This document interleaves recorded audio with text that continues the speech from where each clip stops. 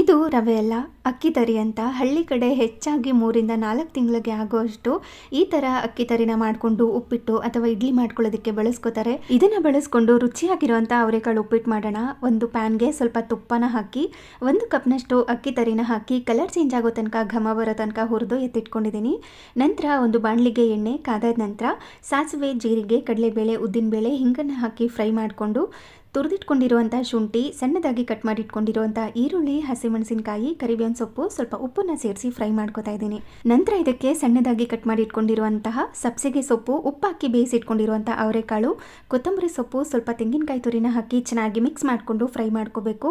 ನಂತರ 1 ಕಪ್ನಷ್ಟು ಅಕ್ಕಿ ತರಿಗೆ 4 ಕಪ್ನಷ್ಟು ಬಿಸಿ ಬಿಸಿ ನೀರನ್ನು ಸೇರಿಸಿ ರುಚಿಗೆ ತಕ್ಕಷ್ಟು ಉಪ್ಪನ್ನು ಸೇರಿಸಿ ಕುದಿಸ್ಕೊಂಡು ಈ ಥರ ಕುದಿಯೋ ಹಂತದಲ್ಲಿ ಹುರಿದಿಟ್ಕೊಂಡಿರುವಂಥ ಅಕ್ಕಿ ತರಿನ ಹಾಕಿ ಚೆನ್ನಾಗಿ ಮಿಕ್ಸ್ ಮಾಡಿ ಲಿಡ್ಡನ್ನು ಕ್ಲೋಸ್ ಮಾಡಿ 8 ರಿಂದ 10 ನಿಮಿಷಗಳ ಕಾಲ ಬೇಯಿಸ್ಕೊಂಡು ಕೊನೆಯಲ್ಲಿ ಕೊತ್ತಂಬರಿ ಸೊಪ್ಪು, ತೆಂಗಿನಕಾಯಿ ತುರಿ, ನಿಂಬೆಹಣ್ಣಿನ ರಸನ ಹಾಕಿದ್ರೆ ಸಕ್ಕ ಟೇಸ್ಟಿ ಆಗಿರುವಂಥ ಅಕ್ಕಿ ತರಿ ಅವರೆಕಾಳು ಉಪ್ಪಿಟ್ಟು ರೆಡಿ.